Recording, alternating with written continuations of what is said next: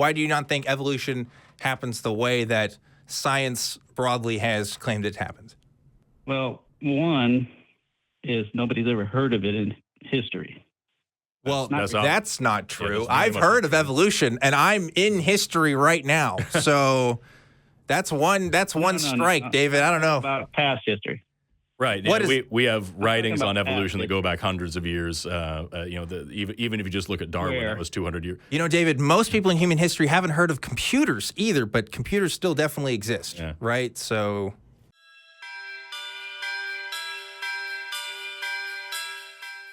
I don't know as much about cosmology as cosmologists or astrophysicists, but I can still refute the Big Bang Theory. In order to make that claim, you would need to at least know the basics of it and like be able to talk about it. Like, I don't know anything about electrical engineering. I know zero about that. I would never want to be a part of an electrical engineering club that would have someone like me as a member.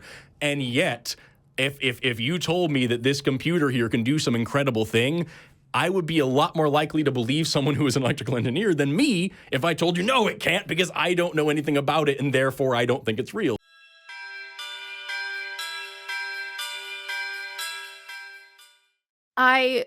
Depending on who the relative is, or if I feel like there's any progress to be made at all, I'll ask questions. I'll present commentary to the antithesis. For example, they say, oh, thank God that so-and-so, their sickness went away, or so-and-so's out of the hospital. I'll say, or, we could also thank the doctor, because I don't feel like he gets thanked nearly enough.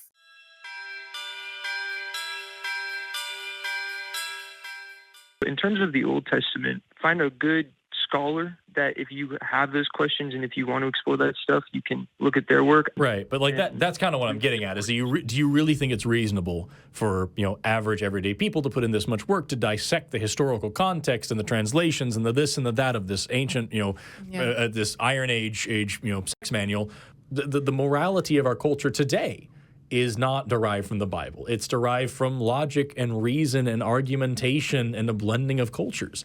So, why not just encourage people to be good people and participate in the society that they're in and adopt universal principles of morality rather than saying, here's this book, and you should explore this book because it'll make you a better person. Just don't read these parts. And when you do read these parts, remember these certain things. And when you get to this section, you need to go find a Bible scholar, and he's going to tell you what to do with it. Don't you think it's a little easier just to, do away with this outdated technology?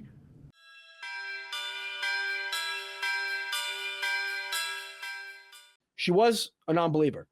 And after she passed, all the posts started pouring out. Heaven gained a new angel. Mm-hmm. My beautiful so-and-so, say what you will, niece, cousin, sister, or whatever it was, is now watching over us. This is not respectful to somebody that we just lost. This is not taking our loved ones' thoughts into consideration.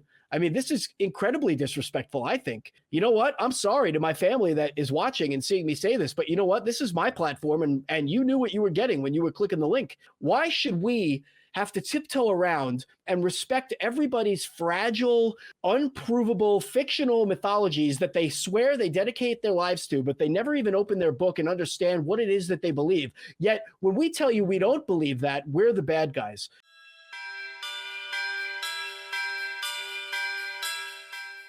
You believe in some history. You don't believe in biblical history. You don't believe in any. That's correct. I don't believe it. I believe in the things that I have evidence for. Right. So, if you told me that George Washington was the first president of the United States, I would believe you because we have a tremendous amount of evidence proving that. If you told me that George Washington built a rocket ship and went to Mars, I would not believe you because we do not have evidence for that. Did the Persian Empire invade, the nations of Israel? Several thousand years ago? Yes. And that's somewhat recorded in the Bible. Is it accurately recorded? No. But that as a historical phenomenon. Yeah, you had one data happened there, yeah. Right. Sure. But did we all come from Adam, for example? No. I don't we have think no there's evidence for that whatsoever. Yeah.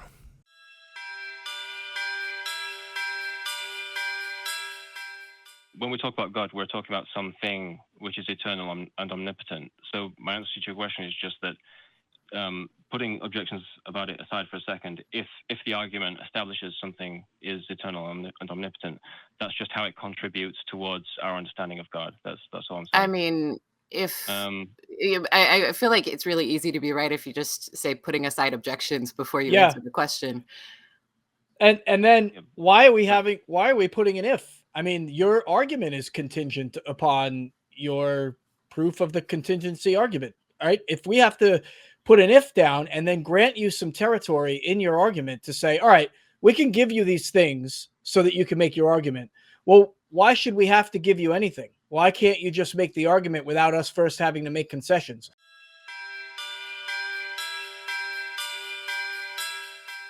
I'm related to Adam. You go all the way back to Adam, and there's no recorded history saying that evolution has ever occurred. No recorded history of Adam either.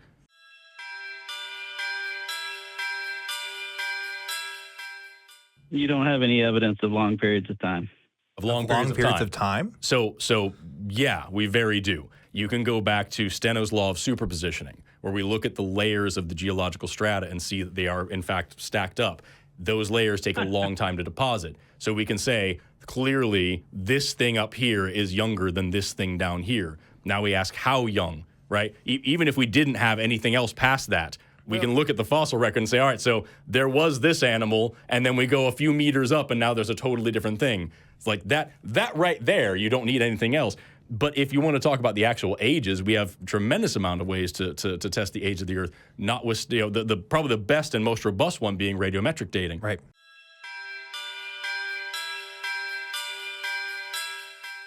If you don't understand the basic principles of how the science work, how can you possibly critique it? How can you possibly sit here and call up this show and talk to a biologist and say everything in your field of science is absolutely wrong when you can't even give us a single sentence summary of what you're talking about? Honestly. What is radiometric dating? Go. I just told you. No, you didn't. It's a claim that stars exploded and created radioactive. That's not elements. radiometric Stars dating. exploding isn't involved. All right.